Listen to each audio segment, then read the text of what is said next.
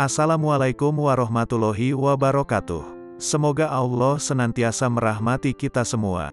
Kali ini akan dibacakan 5 kisah karomah Mbah Soleh Darat, yang dihimpun dari berbagai sumber.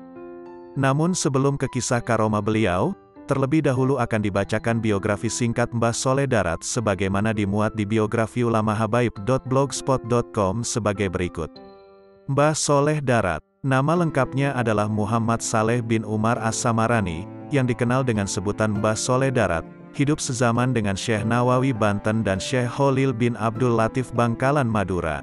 Lahir di Kedung Cemplung, Jepara pada tahun 1235 Hijriah, 1820 Masehi, dan wafat di Semarang pada hari Jumat 29 Ramadan 1321 Hijriah atau tanggal 18 Desember tahun 1903 Masehi. Ketiga ulama yang berasal dari Jawa itu juga sezaman dan seperguruan di Mekah dengan beberapa ulama dari Patani, diantaranya adalah Syekh Muhammad Zain bin Mustafa Al-Fatani, lahir 1233 Hijriah, 1817 Masehi, wafat 1325 Hijriah, 1908 Masehi. Mereka juga seperguruan di Mekah dengan Syekh Amrullah, Datuk Profesor Dr. Hamka, dari Minangkabau, Sumatera Barat. Jejak pendidikan Mbah Soleh Darat. Jejak pendidikan beliau dimulai dari ayahnya Kiai Haji Umar yang merupakan pejuang Islam yang pernah bergabung dengan pasukan Pangeran Diponegoro, meliputi ilmu dasar-dasar agama Islam. Kemudian beliau belajar kepada Kiai Haji Syahid, ulama besar di Waturoyo, Pati, Jawa Tengah. Sesudah itu beliau dibawa ayahnya ke Semarang untuk belajar kepada beberapa ulama, diantaranya adalah Kiai Haji Muhammad Saleh Asnawi Kudus, Kiai Haji Ishak Damaran, Kiai Haji Abu Abdillah Muhammad Hadi Banguni, Mufti Semarang, Kiai Haji Ahmad Bafakih Ba'alawi, dan Kiai Haji Abdul Ghani Bima. Ayahnya Kiai Umar sangat berharap agar anaknya kelak menjadi ulama yang berpengetahuan sekaligus berpengalaman. Karena pengetahuan tanpa adanya pengalaman adalah kaku, sebaliknya berpengalaman tanpa pengetahuan yang cukup adalah ibarat tumbuh-tumbuhan yang hidup di tanah yang gersang, karena seseorang yang mempunyai pengalaman dan pengetahuan yang banyaklah yang diperlukan oleh masyarakat Islam sepanjang zaman. Oleh hal itulah ayahnya mengajaknya merantau ke Singapura. Beberapa tahun kemudian, bersama ayahnya, beliau berangkat ke Mekah untuk menunaikan ibadah haji sekaligus tinggal di sana untuk mendalami berbagai ilmu kepada beberapa ulama di Mekah pada zaman itu. Di antaranya adalah Syekh Muhammad Al-Mukri, Syekh Muhammad bin Sulaiman Hasbullah Al-Maki, Sayyid Ahmad bin Zaini Dahlan, Syekh Ahmad Nahrawi, Sayyid Muhammad Saleh bin Sayyid Abdur Rahman Az-Zawawi, Syekh Zahid, Syekh Umar Asyami, Syekh Yusuf Al-Misri dan Syekh Jamal, Mufti Mazhab Hanafi. Setelah beberapa tahun berkelana mencari ilmu, tibalah saatnya beliau diberikan izin untuk mengajar di Mekah. Banyak muridnya yang berasal dari tanah Jawa dan Melayu. Setelah menetap di Mekah selama beberapa tahun untuk belajar dan mengajar, Mbah Soleh Darat terpanggil hatinya untuk pulang ke Semarang karena bertanggung jawab dan ingin berkhidmat terhadap tanah tumpah darah sendiri. Hubul watan minal iman, yang artinya cinta tanah air sebagian dari iman. Itulah yang menyebabkan beliau harus pulang ke Semarang. Mendirikan pondok pesantren. Sebagaimana tradisi ulama dunia Melayu terutama ulama Jawa dan Patani pada zaman itu, bahwa setelah pulang dari Mekah harus mendirikan pusat pengajian berupa pondok pesantren. Mbah Soleh mendirikan pondok pesantren di pesisir kota Semarang. Sejak itulah beliau dipanggil orang dengan gelar Kiai Soleh Darat Semarang. Terkenal sebagai pendiri pesantren, nama beliau semakin berkibar di seantero Jawa, terutama Jawa Tengah. Di antara murid-murid beliau yang menjadi ulama tersohor adalah 1. Kiai Haji Hashim Asy'ari, pendiri Nahdlatul Ulama. 2. Syekh Mahfuz At-Turmusi, ulama besar mazhab Syafi'i yang ahli dalam bidang hadis.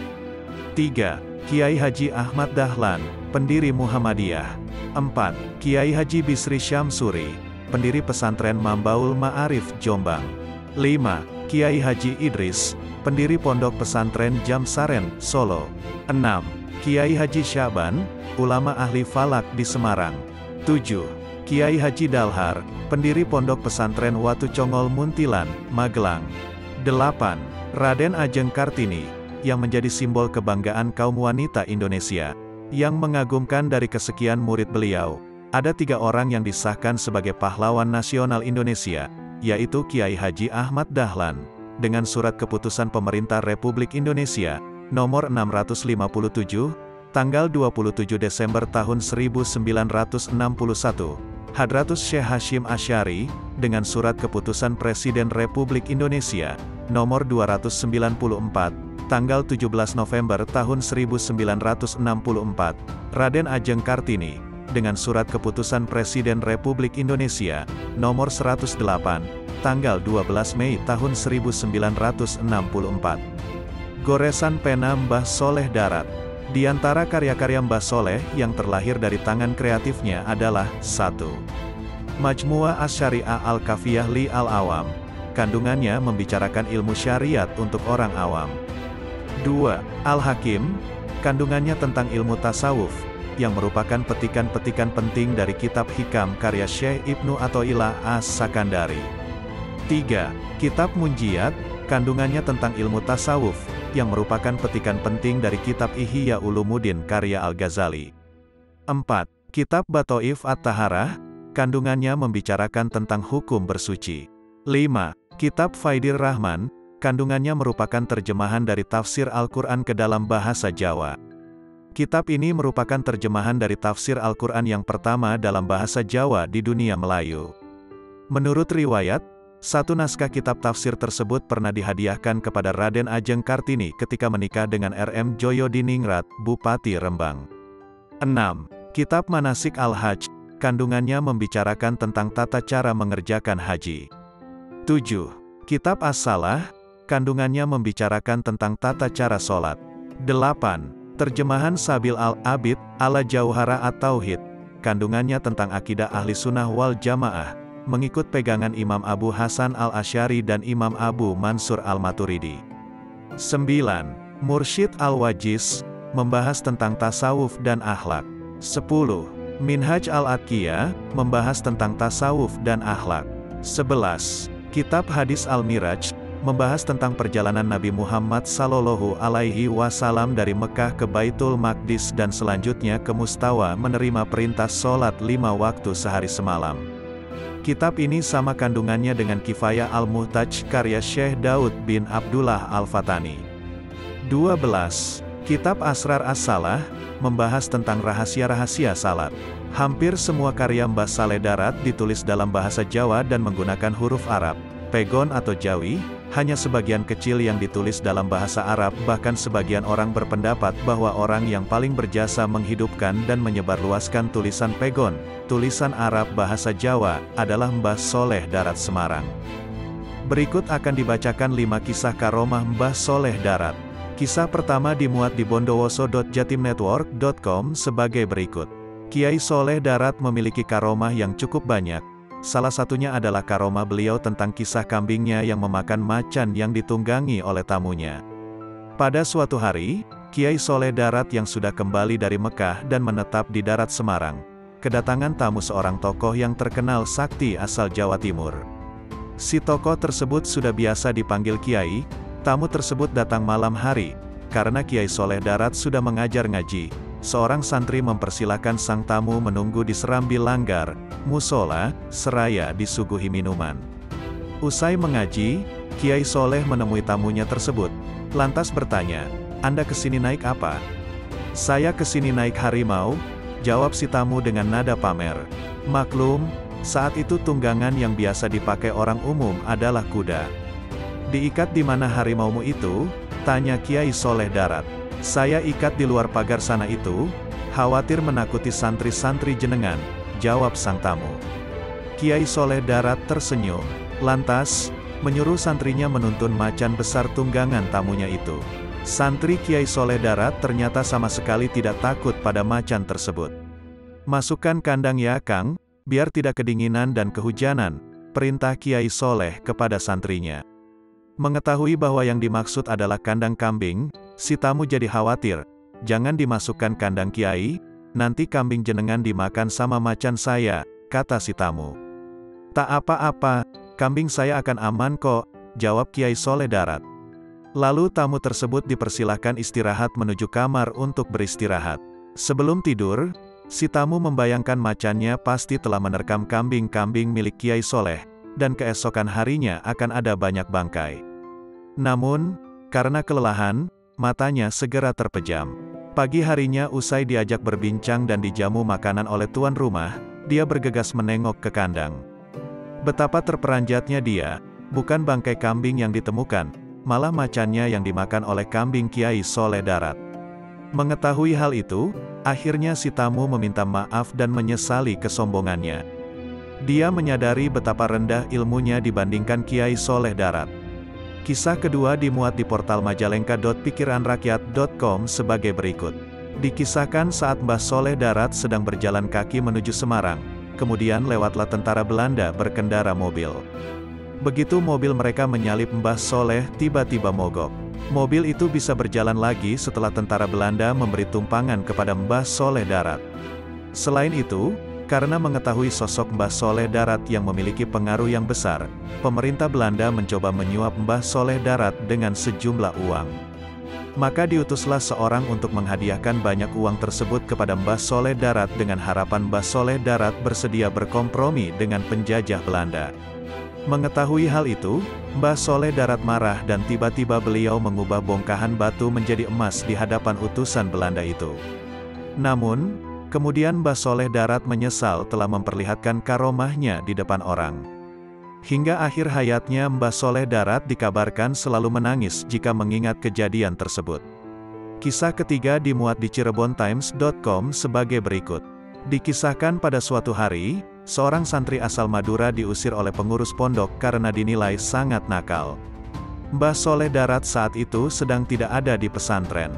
Tindakan lurah pondok pesantren yang mengusir santri itu tidak salah karena memang dipasrahi oleh pengasuh untuk mengurus santri. Namun peristiwa itu tanpa sepengetahuan Mbah Soleh Darat, si santri itu kemudian boyong dari pesantren Darat berjalan kaki sambil menundukkan kepala dengan tangan memegang buntalan pakaian yang dipanggul di pundaknya. Santri itu terlihat menyesal telah berbuat kenakalan yang tak termaafkan. Hatinya masih ingin belajar dan tetap di pesantren. Namun apalah daya, ia sudah diusir oleh lurah pondok. Sepanjang jalan, di malam hari itu ia menangis sesenggukan. Untuk melupakan kesedihan, dia pun berzikir sambil membayangkan meminta maaf kepada Mbah Soleh Darat. Santri tersebut membaca kalimat Subhanallah dengan mata terpejam karena merasa malu. Dalam zikirnya itu, santri tersebut kemudian mengantuk. Tanpa ia sadari, setiap kali membaca kalimat tasbih itu dan setiap kali mulutnya berujar Subhanallah, tubuhnya sudah berpindah tempat yang jauh. Pada bacaan tasbih pertama, dia sampai Demak. Dibacakan tasbih kedua ia tiba di Kudus. Bacaan ketiga, keempat dan seterusnya sampailah di Surabaya. Hingga secara mengejutkan ia sudah sampai di pinggir pantai. Santri tersebut tetap dalam kantuknya dan terus berzikir Subhanallah. Tiba-tiba, datang seekor ikan lumba-lumba yang mendekati dirinya. Entah dorongan dari mana santri itu pun tercebur ke laut dan lumba-lumba itu menggendongnya hingga sampai di Pulau Madura. Santri tersebut tidak sepenuhnya sadar ketika digendong dari Surabaya menuju Madura dengan lumba-lumba. Ia masih tertidur pulas hingga sampai tergeletak di pinggir pantai Madura. Saat merasa dingin, barulah dia bangun lalu ingat membaca tasbih lagi.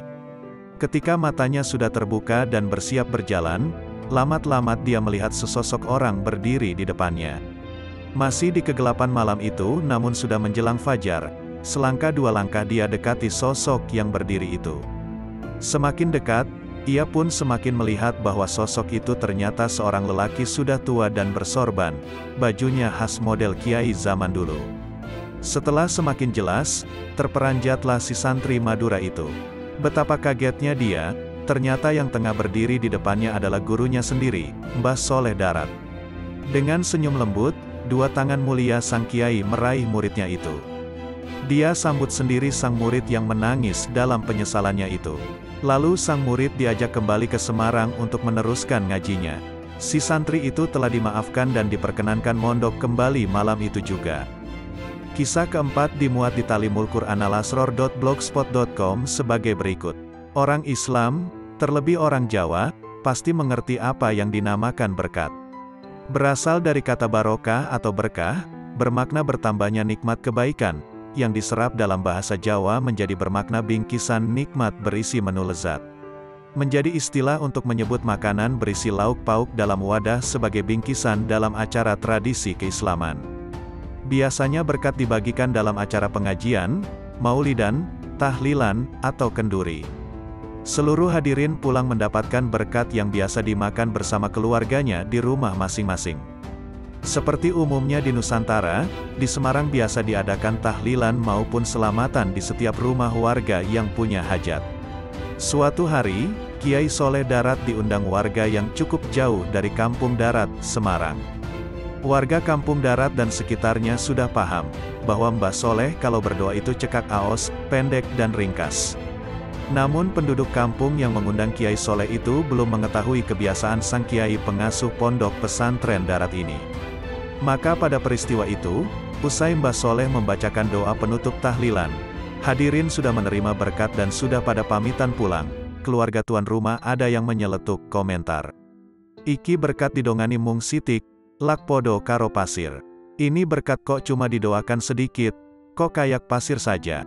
Ucapan bernada protes karena Mbah Soleh hanya sebentar berdoa dan pendek. Sedangkan kebiasaan kiai lain suka berlama-lama berdoa dan dengan bacaan panjang. Persis usai celetukan itu diucapkan, seketika seluruh isi berkat berubah menjadi pasir. Nasi dan lauk pauk yang dibawa para warga, berubah menjadi pasir semuanya, sehingga terasa berat di tangan mereka. Inna lillahi, astagfirullah, tuan rumah dan keluarganya segera nyebut dan menyesali ucapan tersebut. Lalu segera mencium tangan Mbah Soleh Darat seraya meminta maaf.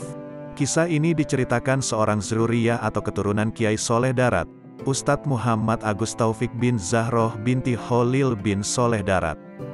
Dia mendapat cerita tersebut dari padenya, almarhum Haji Ali bin Khalil bin Soleh Darat. Pak Ali mendapat cerita tersebut dari penuturan para tetua masyarakat yang mengetahui peristiwa tersebut. Tidak didapat keterangan, apakah setelah keluarga tuan rumah tersebut meminta maaf kepada Mbah Soleh Darat atas kelancangannya itu, berkat kembali menjadi nasi atau tetap berupa pasir. Kisah kelima dimuat di dutaislam.com sebagai berikut. Semua kitab karya Kiai Haji Soleh Darat berisi ajaran tasawuf. Meski membahas fikih, isinya pun banyak ajaran tasawuf. Kitab kecil bab salat dan wudu, Lataifut Taharah Wasrarus Salat, juga berisi ajaran tentang tasawuf. Juga kitab Majmu, Syariat maupun Pasolatan, ada tasawuf di dalamnya.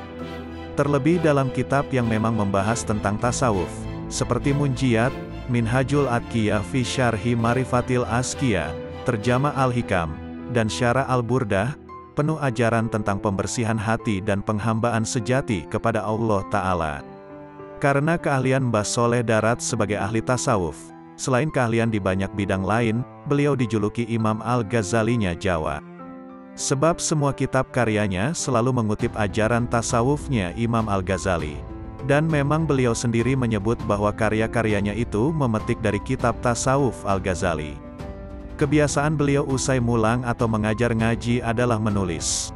Mengarang kitab, Mbah Soleh di dalam kamar, duduk di lantai menghadapi meja.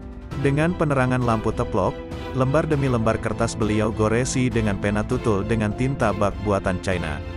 Menuliskan gagasan atau ulasannya di atas kertas itu. Tinta yang diwadahi sebuah cupu kecil berbahan tembaga itu terbuat dari larutan batang bak dengan air yang dicampuri minyak wangi. Menurut banyak narasumber, minyak yang dipakai adalah misik. Terbukti di kitab tulisan tangan asli Mbah Soleh Darat yang sampai kini masih terjaga dan disimpan oleh cicitnya, bau wangi misik masih terasa jika dibuka lembaran-lembarannya. Diriwayatkan, saat sedang tekun menulis kitab, suatu malam ada seorang tamu berbusana model Arab, berjubah dan bersurban. Oleh para santri, tamu itu disalami lantas disuguhi minum wedang. Kemudian diantarkan bertemu Mbah Soleh di ruang pribadi beliau. Kata perawi cerita ini, saat itu beliau sedang menulis kitab Munjiat, metik saking Ihya Ulumuddin. Mereka mendengar sayup-sayup pembicaraan kiainya dengan sang tamu yang berbincang dalam bahasa Arab. Suara keduanya terdengar, tapi isi pembicaraan kurang jelas karena jarak dan dipisahkan dinding kayu di dalam ruangan. Saat malam telah larut, sang tamu pamit pulang. Mbah Soleh nguntapke, mengantarkan, sampai serambi rumahnya. Usai melambai di halaman langgar, si tamu itu melangkah ke arah jalan besar. Lantas menghilang di kegelapan malam. Para santri yang penasaran lantas bertanya kepada gurunya. Itu tadi siapa Kiai? Rasanya belum pernah datang ke sini, tanya seorang santri senior yang tadi menyuguhi wedang. Itu tadi Imam Al-Ghazali. Beliau merestui kitab yang kutulis, jawab Mbah Soleh kalem. Loh, subhanallah, masya Allah, bukankah Imam Al-Ghazali sudah wafat ratusan tahun lalu? Ujar mereka takjub sambil bertanya-tanya. Ya itulah karomah beliau. Mari kita berdoa tawasul kepada Imam Al-Ghazali agar ilmu kita diberkahi. Pungkas Mbah Soleh seraya menyuruh santrinya kembali ke langgar.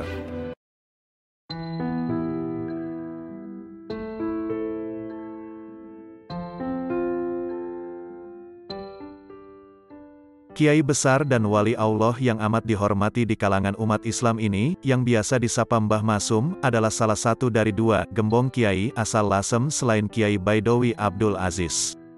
Beliau senantiasa menjalin silaturahmi, jujur, mengayomi, menghormati tamu dan teguh menjaga kebenaran. Seluruh hidupnya diabdikan kepada masyarakat, terutama kaum papa. Beliau bahkan menganggap pengabdian ini sebagai laku tarekatnya. Menurut Dennis Lombard, ahli sejarah terkenal, Mbah Masum adalah seorang guru kiai dari Lasem yang kurang dikenal di tingkat nasional, namun kematiannya pada tahun 1972 menimbulkan guncangan hebat dari satu ujung jaringan ke ujung jaringan lainnya. Nama aslinya adalah Muhammadun, diperkirakan lahir sekitar tahun 1870. Ayahnya bernama Ahmad, seorang saudagar. Dari jalur ayahnya, beliau masih punya hubungan darah dengan Sultan Minangkabau, dan silsilahnya bersambung hingga ke Rasulullah. Ibunya bernama Nyai Kosimah. Mbah Masum punya dua saudara, yakni Nyai Zainab dan Nyai Malicah. Sejak kecil Mbah Masum telah dikirim ke beberapa pesantren untuk mendalami ilmu agama, di antaranya kepada Kiai Nawawi Jepara, Kiai Ridwan Semarang, Kiai Umar Harun Sarang, Kiai Abdus Salam Kajen, Kiai Idris Jamsasren Solo, Kiai Dimyati Termas, Kiai Hashim Asyari Jombang, dan Kiai Kholil Bangkalan. Di Mekah beliau berguru kepada Syekh Mahfuz Al-Turmusi dari Termas. Tanda-tanda keutamaan Mbah Masum telah diketahui secara kasyaf oleh Mbah Kholil Bangkalan, seorang wali kutub yang amat masyhur. Dikisahkan, sehari sebelum kedatangan Mbah Masum ke Bangkalan, Mbah Kholil menyuruh para santri membuat kurungan ayam. Kata Mbah Kholil, tolong aku dibuatkan kurungan ayam jago. Besok akan ada ayam jago dari tanah Jawa yang datang ke sini. Begitu Mbah Masum datang, yang saat itu usianya sekitar 20-an tahun, beliau langsung dimasukkan ke kurungan ayam itu. Mbah Masum disuruh oleh Mbah Kholil untuk mengajar kitab Alfiyah selama 40 hari. Yang aneh, pengajaran dilakukan oleh Mbah Masum di sebuah kamar tanpa lampu, sedangkan santri-santrinya berada di luar. Mbah Masum hanya 3 bulan di Bangkalan. Ketika hendak pulang, Mbah Kholil memanggilnya dan didoakan dengan doa sapu jagat. Lalu, saat Mbah Masum melangkah pergi beberapa meter, beliau dipanggil lagi oleh Mbah Kholil dan didoakan dengan doa yang sama. Hal ini terjadi berulang hingga 17 kali. Mbah Masum menikah 2 kali, nama istri pertama ada beberapa versi, sedangkan istri kedua adalah Nyai Nuriyah. Putra pertama Mbah Masum, Kiai Ali Masum, kelak menjadi pemimpin pesantren Munawir Krapyak, Yogyakarta, dan menjadi salah satu tokoh NU yang terkenal di tingkat nasional. Sejak muda Mbah Masum sudah hidup zuhud. Beliau sempat menjadi pedagang baju hasil jahitan Nyai Nuri, juga berjualan nasi pecel, lampu petromak, sendok, garpu, konde dan peniti. Sembari berdagang beliau juga menyempatkan diri untuk mengajar umat dan secara rutin berkunjung ke Tebuireng untuk mengaji kepada Kiai Hashim Asyari, walau dari segi usia Mbah Masum lebih tua. Mbah Masum berhenti berdagang setelah bermimpi bertemu Rasulullah beberapa kali, di mana Kanjeng Rasul menasihatinya agar meninggalkan perdagangan dan beralih menjadi pengajar umat.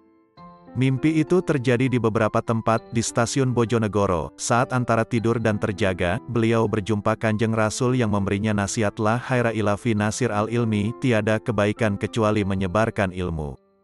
Beliau juga bermimpi bersalaman dengan Kanjeng Rasul, dan setelah bangun tangannya masih berbau wangi. Beliau juga bermimpi bertemu Nabi sedang membawa daftar sumbangan untuk pembangunan pesantren, dan berpesan kepada Mbah Masum, mengajarlah, dan segala kebutuhanmu insya Allah akan dipenuhi semuanya oleh Allah. Ketika dikonsultasikan dengan Kiai Hashim Asy'ari, yang biasa memanggil Mbah Masum dengan sebutan Kang Mas Masum karena sudah amat akrab, mengatakan mimpi itu sudah jelas dan tak perlu lagi ditafsirkan. Setelah mimpi-mimpinya itulah beliau menetap di Lasem dan istiqomah mengajar. Sebelum mendirikan pesantren, beliau berziarah dulu ke beberapa makam wali Allah, seperti makam Habib Ahmad Ibnu Abdullah Ibnu Tholib Alatas, Sapuro, Pekalongan. Menurut Mbah Masum, saat berziarah pada malam Jumat, Habib Ahmad Alatas menemuinya dan memimpin doa bersama. Setelah itu Mbah Masum keliling kota meminta sumbangan, dan berhasil mendapatkan sejumlah uang yang dibutuhkan untuk membangun pesantren.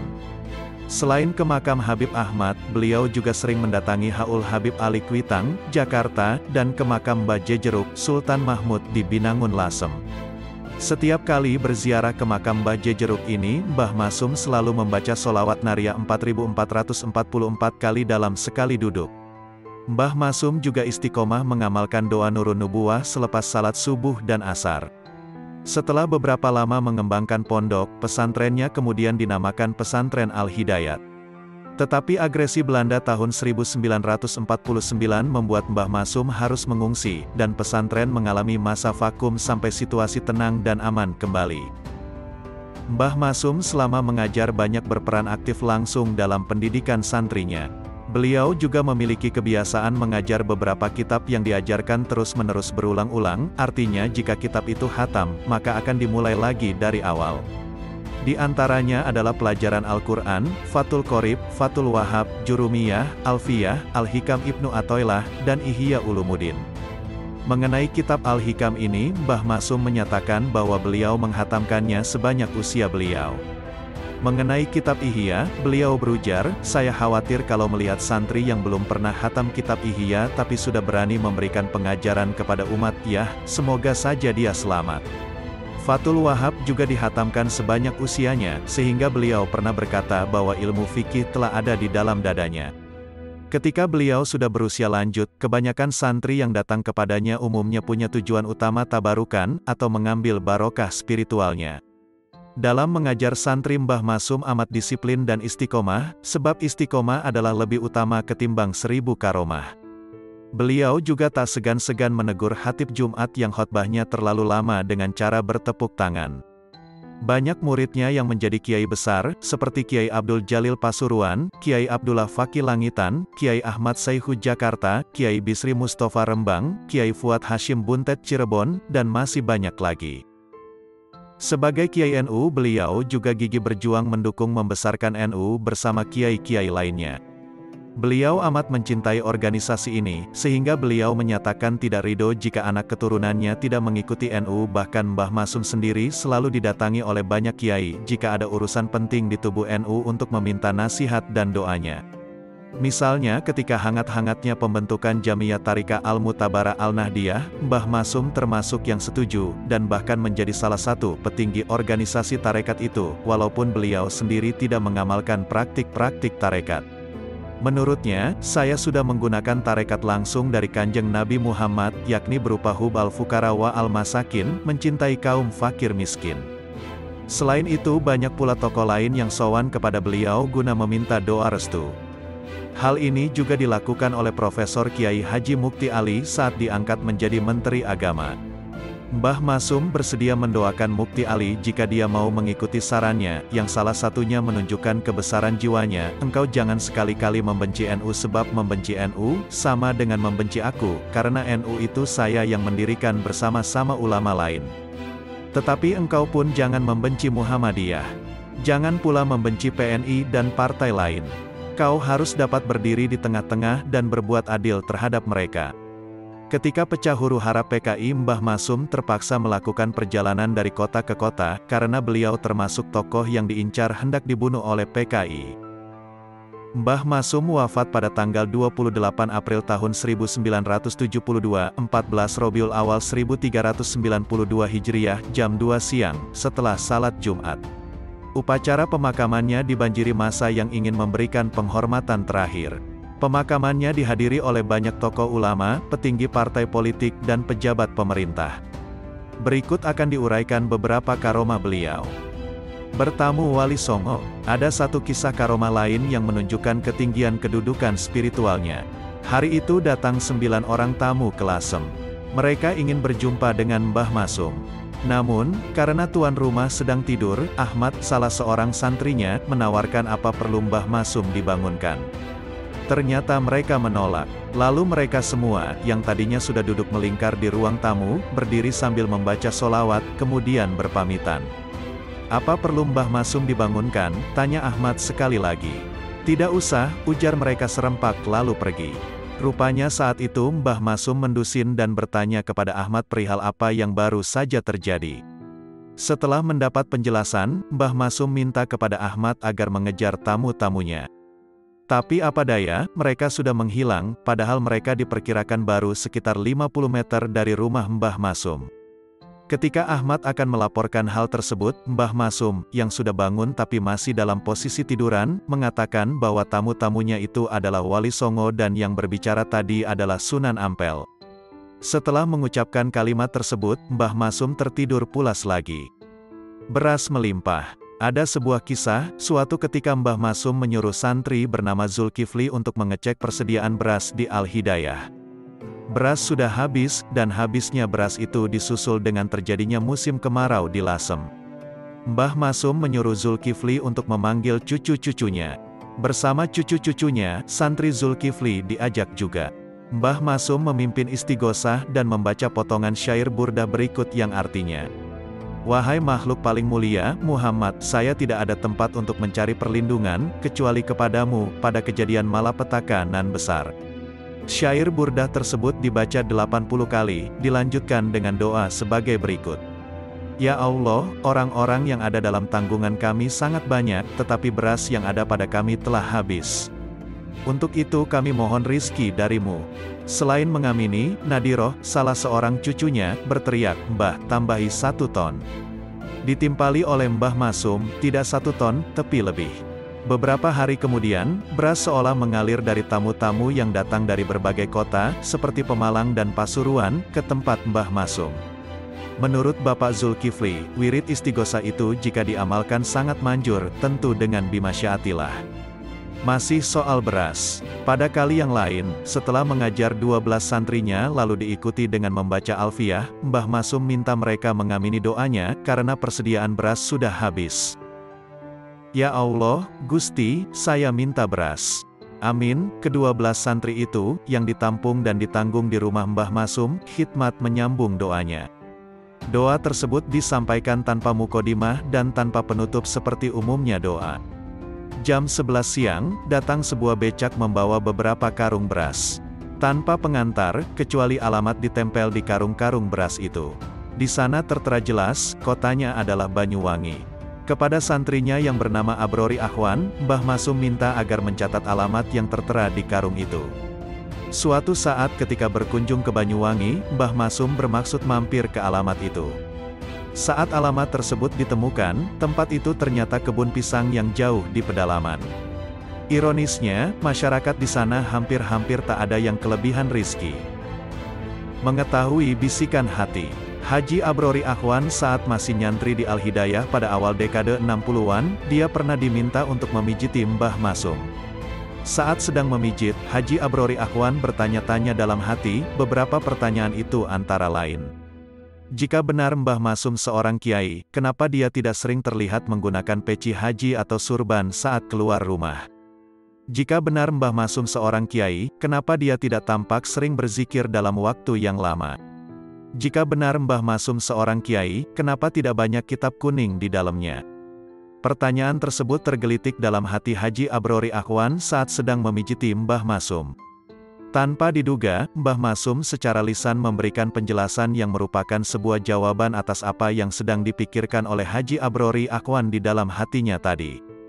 Mbah Masum saat itu menyatakan bahwa seorang kiai tidak harus menggunakan peci haji atau surban. Zikir seorang kiai tidak harus berupa membaca beberapa bacaan tertentu, dan dalam waktu yang lama. Berzikir kepada Allah Subhanahu wa Ta'ala bisa dilakukan langsung secara praktik, seperti mengajar atau menolong sesama. Kitab kuning yang dimiliki Mbah Masum sebenarnya banyak, tetapi mayoritas dibawa untuk dikaji oleh putranya yang bernama Ali Maksum. Penjelasan Mbah Masum di atas dengan sendirinya dapat dipahami bahwa beliau tidak tertarik dengan simbolisme keagamaan dan tidak sebaliknya bahwa beliau lebih senang atau menekankan isi ketimbang kulit. Mengetahui kematiannya, seandainya paman wafat pada hari ini, saya akan menyusul 2 tahun kemudian, demikian reaksi Mbah Masum ketika mendengar kabar bahwa pamannya, Kiai Baidowi, meninggal hari itu, tanggal 11 Desember tahun 1970. Bahkan ucapan itu ditegaskan sekali lagi langsung di telinga almarhum ketika dia menghadiri pemakamannya, "Ya paman, 2 tahun lagi saya akan menyusul."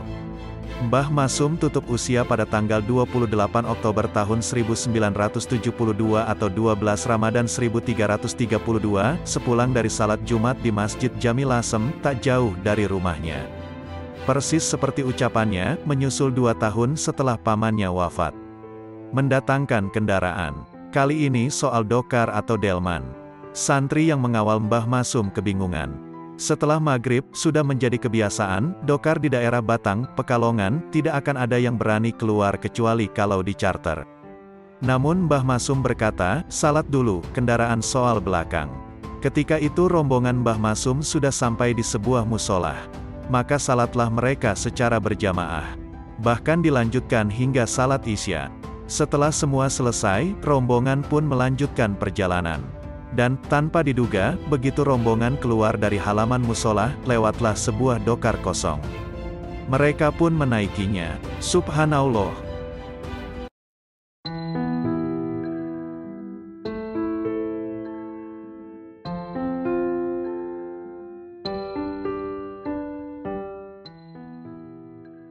Kiai Haji Muhammad Arwani Amin Said lahir pada hari Selasa Kliwon pukul 11 siang tanggal 15 Rajab 1323 Hijriah bertepatan dengan tanggal 5 September tahun 1905 Masehi di Desa Madureksan, Kampung Kerjasan Kota Kudus, Jawa Tengah. Beliau merupakan putra dari pasangan Haji Amin Said dan Hajah Wanifah. Nama asli beliau sebenarnya adalah Arwan. Sejak kepulangannya dari haji yang pertama pada 1927 Masehi, di belakang namanya menjadi Arwani. Sementara Amin bukanlah nama gelar yang berarti orang yang bisa dipercaya, tetapi nama depan ayahnya, Amin Said. Kiai Haji Arwani Amin adalah putra kedua dari 12 bersaudara. Saudara-saudara beliau secara berurutan adalah Muzainah, Arwani Amin, Farhan, Solihah, Haji Abdul Muksid, Hafiz, Ahmad Dain, Ahmad Malih, Ianah, Nimah, Muflihah, dan Ulia. Dari sekian saudara Mbak Arwani, yang dikenal sama-sama menekuni Al-Quran adalah Farhan dan Ahmad Dain. Adiknya Mbak Arwani ini bahkan terkenal jenius. Karena beliau sudah hafal Al-Quran terlebih dahulu daripada Mbak Arwani, yakni pada umur 9 tahun. Ia bahkan hafal hadis Bukhari Muslim dan menguasai bahasa Arab dan Inggris. Kecerdasan dan kejeniusan Dain inilah yang menggugah Mbak Arwani dan adiknya Farhan, terpacu lebih tekun belajar. Konon, menurut Kiai Haji Syaroni Ahmadi, kelebihan Mbak Arwani dan saudara-saudaranya adalah berkat orang tuanya yang senang membaca Al-Quran. Di mana orang tuanya selalu menghatamkan membaca Al-Quran meski tidak hafal. Selain barokah, orang tuanya yang cinta kepada Al-Quran. Kiai Haji Arwani Amin sendiri adalah sosok yang sangat haus akan ilmu. Ini dibuktikan dengan perjalanan panjang beliau berkelana ke berbagai daerah untuk mondok, berguru pada ulama-ulama. Semasa hidupnya beliau juga mengajarkan tarikat Naksabandiyah Kholidiyah yang pusat kegiatannya bertempat di Masjid Kuanaran. Beliau memilih tempat ini karena suasana di sekeliling cukup sepi dan sejuk. Di samping itu tempatnya dekat perumahan dan sungai Gelis yang jernih airnya untuk membantu penyediaan air untuk para kholwat. Arwani kecil memulai pendidikannya di Madrasah Muawanatul Muslimin, Kenepan, sebelah utara Menara Kudus. Beliau masuk di madrasah ini sewaktu berumur 7 tahun. Madrasah ini merupakan madrasah tertua yang ada di Kudus yang didirikan oleh Syarikat Islam, SI, pada tahun 1912 Masehi. Salah satu pimpinan madrasah ini di awal-awal didirikannya adalah Kiai Haji Abdullah Sajat. Setelah semakin beranjak dewasa, akhirnya memutuskan untuk meneruskan ilmu agama Islam ke berbagai pesantren di tanah Jawa, seperti Solo, Jombang, Yogyakarta, dan sebagainya. Dari perjalanannya berkelana dari satu pesantren ke pesantren itu, telah mempertemukannya dengan banyak kiai yang akhirnya menjadi gurunya, masyaikh. Adapun sebagian guru yang mendidik Kiai Haji Muhammad Arwani Amin diantaranya adalah Kiai Haji Abdullah Sajat Kudus, Kiai Haji Imam Haramain Kudus, Kiai Haji Ridwan Asnawi Kudus, Kiai Haji Hashim Asy'ari Jombang, Kiai Haji Muhammad Mansur Solo, Kiai Haji Muhammad Munawir Yogyakarta, dan lain-lain. Selama mencari ilmu, baik di Kudus maupun di berbagai pondok pesantren yang disinggahinya, Kiai Haji Muhammad Arwani Amin dikenal sebagai pribadi yang santun dan cerdas karena kecerdasannya dan sopan santunnya yang halus itulah, maka banyak kiainya yang terpikat.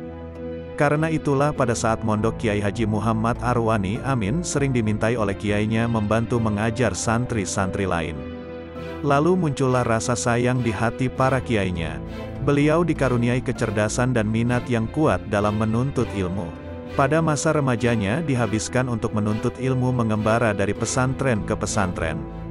Tidak kurang dari 39 tahun hidup beliau dihabiskan untuk menuntut ilmu dari kota ke kota yang dimulai dari kotanya sendiri, yaitu Kudus. Kemudian dilanjutkan ke pesantren Jamsaren Solo, Tebuireng Jombang, pesantren Al-Munawir Krapyak Yogyakarta, dan diakhiri di pesantren Popongan Klaten. Semua putra-putri Haji Amin Said tidak ada yang memasuki jalur pendidikan formal, umum. Hal ini disebabkan antara lain karena pada waktu itu tidak mudah untuk bisa memasuki jalur pendidikan tersebut, kecuali dari kalangan tertentu saja.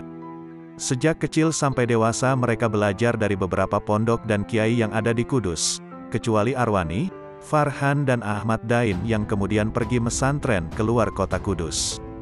Di samping belajar mengaji Al-Quran dan beberapa kitab pada kiai, mereka juga belajar di Madrasah Muawanatul Muslimin di Kenepan, kurang lebih 100 meter sebelah utara Masjid Menara Kudus. Dua di antara guru mereka adalah Kiai Haji Imam Haramain, kakek mereka sendiri, dan Kiai Haji Abdullah Sajat, yang kemudian menjadi kakek mertua Arwani. Mendirikan pesantren. Beliau mengajarkan Al-Quran pertama kali sekitar tahun 1942 Hijriah di Masjid Kenepan Kudus, yaitu setamat beliau nyantri dari pesantren Al-Munawir Krapyak Yogyakarta. Pada periode ini santri-santri beliau kebanyakan berasal dari luar kota Kudus. Seiring berjalannya waktu sedikit demi sedikit santri beliau semakin bertambah banyak dan bukan hanya dari Kudus dan sekitarnya, tapi ada yang berasal dari luar provinsi bahkan luar Pulau Jawa. Kemudian beliau membangun sebuah pondok pesantren yang diberi nama Quran Kudus Yanbuul Quran yang berarti sumber Al-Quran. Pondok pesantren ini didirikan pada tahun 1393 Hijriah, 1979 Masehi. Ribuan murid telah lahir dari pondok yang dirintis Kiai Haji Muhammad Arwani Amin tersebut. Banyak dari mereka yang menjadi ulama dan tokoh. Sebut saja di antara murid-murid Kiai Haji Muhammad Arwani Amin yang menjadi ulama, sebagai berikut. 1. Kiai Haji Abdullah Salam, Kajen Pati. 2. Kiai Haji Syaroni Ahmadi, Kudus. 3. Kiai Haji Muhammad Hisham Hayat, Kudus. 4. Kiai Haji Nawawi Abdul Aziz, Bantul. 5. Kiai Haji Muhammad Marwan, Meranggen Demak. 6. Kiai Haji Muhammad Mansur, Kudus. 7. Kiai Haji Abdul Wahab, Benda Bumiayu. 8. Kiai Haji Muharor Ali, Blora. 9. Kiai Haji Najib Abdul Qadir. 10. Kiai Haji Ahmad Hafiz, Mojokerto. 11. Kiai Haji Abdullah Umar, Semarang. 12. Kiai Haji Hasan Mangli, Magelang. Dikenal sebagai sosok ahli Al-Quran. Sewaktu masih belajar qiraat sab'ah pada Kiai Haji Munawir di Krapyak yang pelajarannya dimulai pada pukul 2 dini hari sampai menjelang subuh, beliau sudah siap pada pukul 12 malam. Sambil menunggu waktu pelajaran dimulai, beliau memanfaatkan untuk melaksanakan sholat sunnah dan zikir. Kebiasaan tersebut tetap berlanjut setelah beliau kembali dan bermukim di Kudus. Biasanya beliau mulai tidur pukul 20 dan bangun pukul 21, kemudian dilanjutkan melaksanakan sholat sunnah dan zikir. Apabila sudah lelah kemudian tidur lagi kira-kira selama 1-2 jam kemudian bangun lagi untuk melaksanakan sholat dan zikir, begitu setiap malamnya sehingga bila dikalkulasi beliau hanya tidur 2-3 jam setiap malamnya. Kiai Haji Muhammad Arwani Amin Said dikenal oleh masyarakat di sekitarnya sebagai seorang ulama yang memiliki kelebihan yang luar biasa. Banyak yang mengatakan bahwa beliau adalah seorang wali. Beberapa santrinya mengatakan bahwa Kiai Haji Arwani Amin memiliki indera keenam dan mengetahui apa yang akan terjadi dan melihat apa yang tidak terlihat. Konon, menurut Kiai Haji Syaroni Ahmadi, kelebihan Mbak Arwani dan saudara-saudaranya adalah berkat orang tuanya yang senang membaca Al-Quran. Di mana orang tuanya selalu menghatamkan membaca Al-Quran meski tidak hafal. Selama menjadi santri, Mbak Arwani selalu disenangi para kiai dan teman-temannya karena kecerdasan dan kesopanannya. Bahkan, karena itu, Kiai Haji Hashim Asy'ari sempat menawari akan dijadikan menantu. Namun Mbak Arwani memohon izin kepada Kiai Haji Hashim Asy'ari bermusyawarah dengan orang tuanya. Dengan sangat menyesal, orang tuanya tidak bisa menerima tawaran Kiai Haji Hashim Asy'ari, karena kakek Mbak Arwani, Kiai Haji Haramain, pernah berpesan agar ayahnya berbesanan dengan orang di sekitar Kudus saja. Akhirnya, Mbak Arwani menikah dengan ibunya Nakiyul Hot pada 1935 Masehi. Bu Naki adalah putri dari Haji Abdul Hamid bin Kiai Haji Abdullah Sajat, yang sebenarnya masih ada hubungan keluarga dengan Mbah Arwani sendiri. Kiai Haji Muhammad Arwani Amin dikenal sebagai seorang ulama yang sangat tekun dalam beribadah. Dalam melaksanakan sholat wajib beliau selalu tepat waktu dan senantiasa berjamaah meskipun dalam keadaan sakit. Kebiasaan tersebut sudah beliau jalani sejak berada di pesantren. Arwani hidup dalam lingkungan masyarakat santri yang sangat ketat dalam menghayati dan mengamalkan ajaran agama Islam. Sejak masih anak-anak, Arwani sudah tampak sebagai anak yang patuh terhadap orang tua dan taat melaksanakan ibadah. Perasaannya halus, baktinya terhadap orang tua sangat tinggi. Membantu pekerjaan orang tua di rumah adalah kegiatan rutin di sela-sela waktu belajar dan bermainnya. Jika dipresentasikan, porsi untuk membantu orang tua dan belajar jauh lebih banyak ketimbang porsi waktu untuk bermain. Perasaan halus yang terdapat pada dirinya, membuat ia tidak pernah mampu merasa tega untuk membiarkan begitu saja apabila ada seseorang yang membutuhkan pertolongannya. Solidaritas dan rasa setia kawannya cukup tinggi. Apa yang dinamakan khianat, membuka aib orang, menyakiti perasaan orang lain dan yang semacamnya adalah hal yang tabu dalam kamus hidupnya. Sikap demikian tidak hanya ia terapkan terhadap teman-temannya belaka, namun terlebih kepada saudara-saudaranya di rumah. Mengalah, itulah salah satu prinsip hidup yang ia pegang sejak kecil, sehingga kalaupun ada percikan bara pertengkaran segera akan mati dengan sendirinya sebelum ia sempat lebih besar menjadi api perselisihan. Itu sebabnya, maka sepanjang masa bocahnya nyaris tidak pernah terjadi bentrok dengan saudara-saudaranya maupun teman-temannya. Namun dengan sifat mengalah itu sama sekali bukan berarti Arwani tidak memiliki ketegasan. Dalam hal-hal yang prinsip, terutama adik-adiknya sendiri, ia tidak segan-segan bertindak keras, apabila hal yang menyangkut prinsip tadi dilanggar. Sifat dan pembawaan terpuji yang terdapat pada diri Arwani tersebut melahirkan pujian dari masyarakat sekitarnya. Terlebih lagi, ia dikaruniai Tuhan kecerdasan dan minat yang kuat untuk dapat menimba ilmu sebanyak mungkin. Ketekunannya yang tinggi pada pelajaran yang tengah ia libati membuat Arwani seolah-olah tampak abai terhadap keadaan dirinya sebagai pemuda yang sudah sampai pada usia layak nikah. Seperti telah disinggung di muka, Arwani baru berkeluarga pada saat ia memasuki tahun ke-6 di Pondok Krapyak, sekitar tahun 1935, dengan seorang putri Kudus asli dari kalangan pedagang yang berkecukupan, bernama Nakiyul Hut.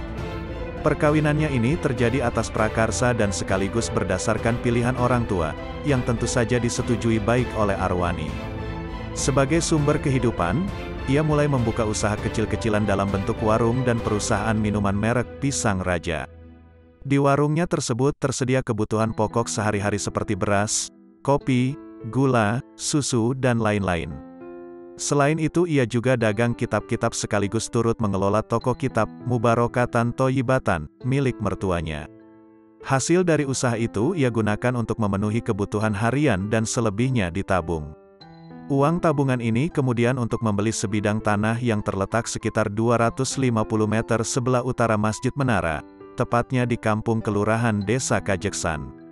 Di atas tanah itulah lalu dibangun sebuah rumah dan pada tahun 1962, ia bersama keluarga mulai menempati rumah baru tersebut sampai sekarang.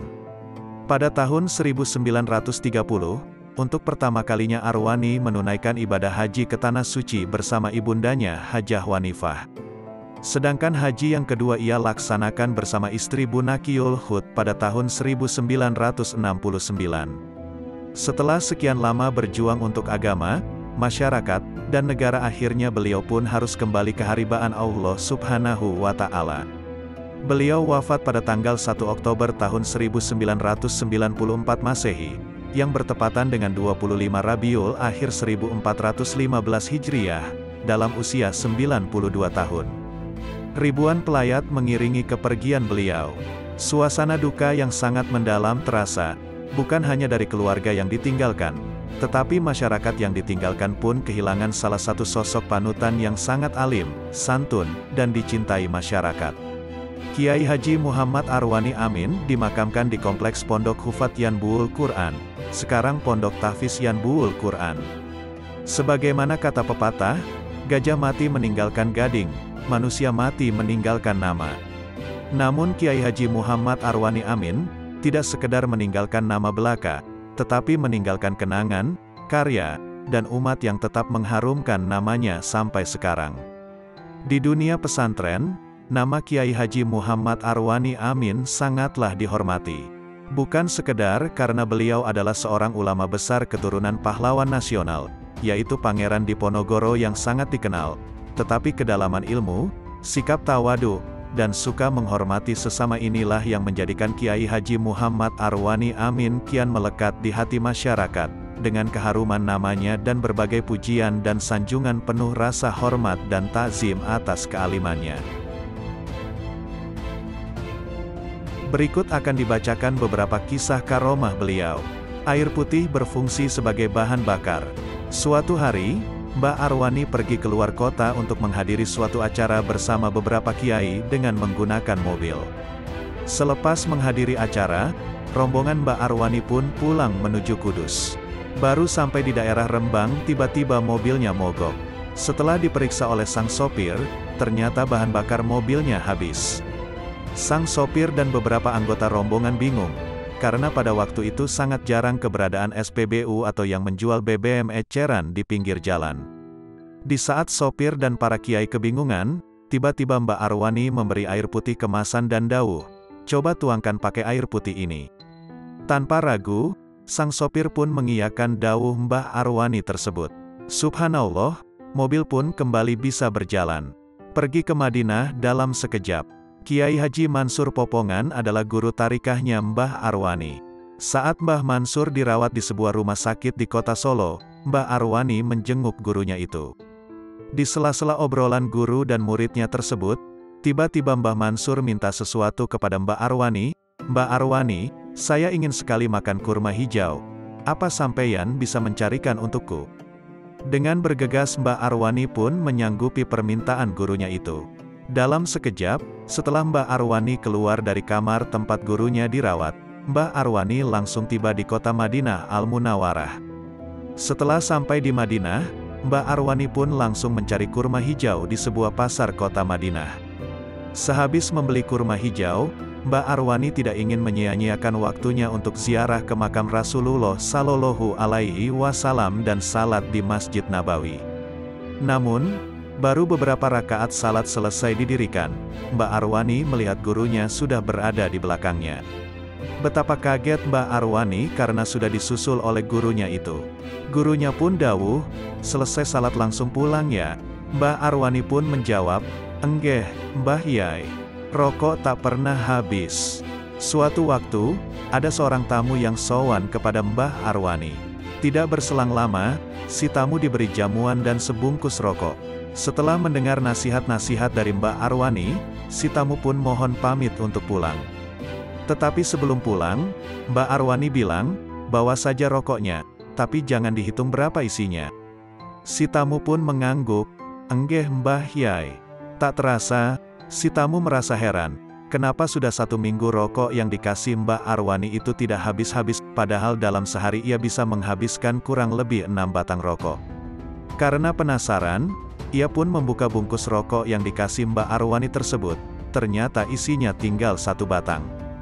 Ia pun merasa bersalah karena tidak mematuhi pesan Mbak Arwani agar tidak membuka bungkusnya. Ia pun berpikir jika dalam sehari ia bisa menghabiskan 6 batang rokok, berarti isi rokok yang ada di bungkus itu kurang lebih 42 batang. Padahal pada waktu itu, umumnya 1 bungkus rokok berisi 12 batang. Terhindar dari kecelakaan bus, Kiai Mansur Maskan adalah santri Kinasih sekaligus anak angkatnya Mbah Arwani. Setiap kali Mbah Arwani mendapat undangan semaan Al-Quran, Kiai Mansur sering diajak untuk menyimaknya. Suatu hari, Kiai Mansur diajak gurunya untuk menghadiri undangan semaan Al-Quran di luar kota.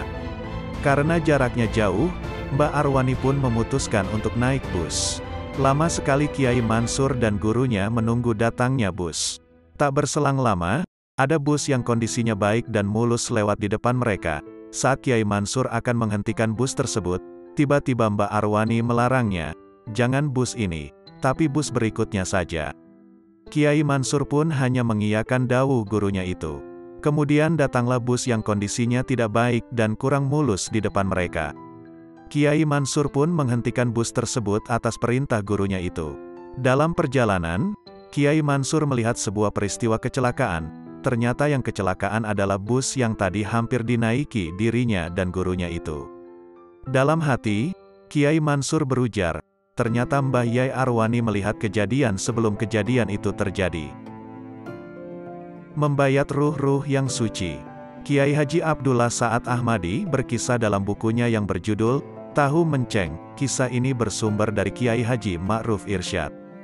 Kiai Haji Ma'ruf Irsyad bercerita, suatu hari Kiai Haji Hamid Kajoran, Magelang, hendak berziarah ke makam Kiai Haji Arwani Amin Kudus. Saat itu, beliau sudah tiba di komplek Pondok Tahfidz Yanbu'ul Quran Kudus. Namun, tiba-tiba beliau berhenti di depan Masjid Busro Latif, tepatnya di sebelah selatan dalam Kiai Haji Muhammad Ulil Albab Arwani, dan beliau mengajak para santri yang mendampingi untuk pulang. Kiai Haji Hamid Kajoran memutuskan untuk membatalkan rencana semula, yaitu berziarah ke makam Kiai Haji Arwani Amin. Tentu saja para santri kaget. Bukankah Kiai Haji Hamid Kajoran telah sampai di Pondok Tahfidz Yanbu'ul Quran, komplek makam Kiai Haji Arwani Amin? Kemudian, salah seorang santri bertanya kepada beliau, "Wonten napa Mbah Yai?" "Ada apa Mbah Kiai?" Kiai Haji Hamid Kajoran menjawab, "Apa kowe orang ngerti? Apa kamu tidak tahu?" Santri beliau kebingungan, "Ngertos punapa, Mbah Yai? Tahu tentang apa, Mbah Kiai?" Beliau kembali menjawab, "Saiki, Mbah Arwani lagi ngeneke bayat marang arwah-arwah mukodasa neng alam kubur. Aku kuwatir yen aku moro neng makam, tekaku ganggu Mbah Arwani. Sekarang, Mbah Arwani sedang mengadakan pembayatan kepada arwah-arwah suci di alam kuburnya. Aku khawatir jika aku ke makam, kedatanganku mengganggu Mbah Arwani." Kemudian beliau memerintahkan, "Balik, balik, pulang."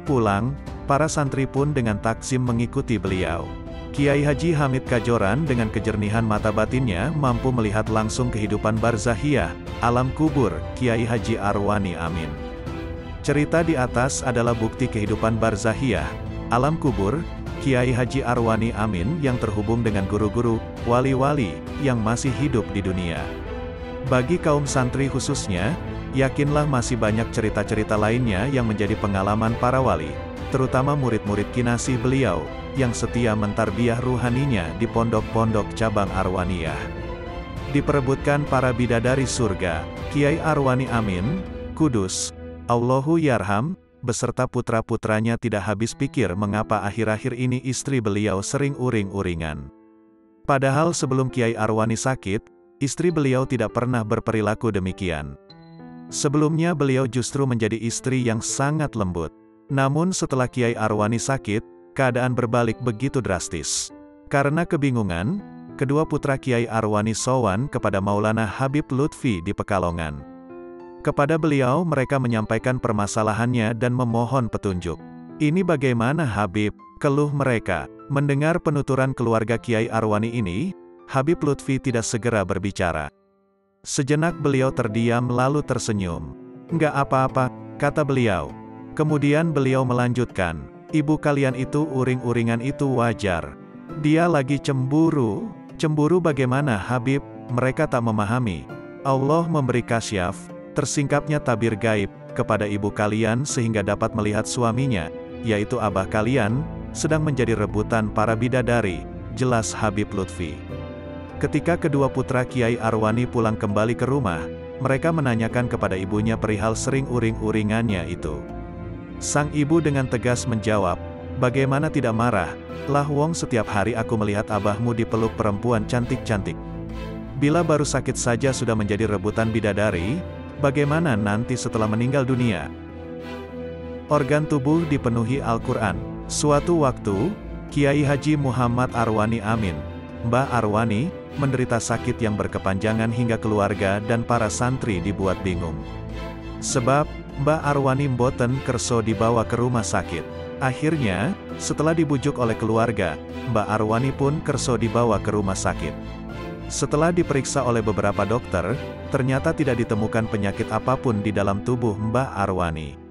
Bahkan para dokter dibuat kagum karena seorang yang sepuh dan sakit berkepanjangan tetapi tidak ditemukan penyakit apapun. Kemudian, para dokter pun berkonsultasi dengan pihak keluarga untuk melakukan scan atau pemeriksaan lebih intensif pada tubuh Mbah Arwani. Setelah disepakati, maka para dokter pun melakukan scan terhadap seluruh organ dalam pada tubuh Mbah Arwani. Betapa kaget para dokter, karena hasil cetakan scan pada seluruh organ dalam yang ada di dalam tubuh Mbah Arwani berisi ayat-ayat Al-Quran, subhanallah. Seperti diketahui, bahwa Mbah Arwani adalah sosok ulama ahli Quran yang konsisten menekuni bidang Al-Quran. Tidak sedikit santri-santri beliau yang menjadi ulama besar di daerahnya masing-masing, seperti Kiai Haji Syaroni Ahmadi Kudus, Kiai Haji Hisham Hayat Kudus, Kiai Haji Muhammad Marwan Demak, Kiai Haji Hafiz Mojokerto, Kiai Haji Abdullah Salampati, Kiai Haji Muharor Ali Blora, Kiai Haji Abdullah Umar Semarang, dan masih banyak lagi yang tersebar di berbagai daerah di Indonesia, bahkan di Malaysia dan Brunei Darussalam. Menurut riwayat, dalam sehari Mbah Arwani bisa menghatamkan Al-Quran 1 kali. Padahal setiap hari beliau sangat sibuk mengajar para santri di pondok, mengajar di madrasah, dan berdagang. Bahkan saking melekatnya Al-Quran dalam tubuhnya, apapun aktivitasnya Mbah Arwani selalu nderes Al-Quran. Baik saat berjalan kaki, naik sepeda ataupun aktivitas lainnya. Kisah tentang organ dalam pada tubuh yang berisi ayat-ayat Al-Quran juga pernah dialami oleh Kiai Haji Muntaha Wonosobo, Mbah Mun. Pada saat Mbah Mun dirawat di Rumah Sakit Semarang, para dokter dibuat kagum karena hasil scan seluruh organ dalam pada tubuh Mbah Mun berisi ayat-ayat Al-Quran.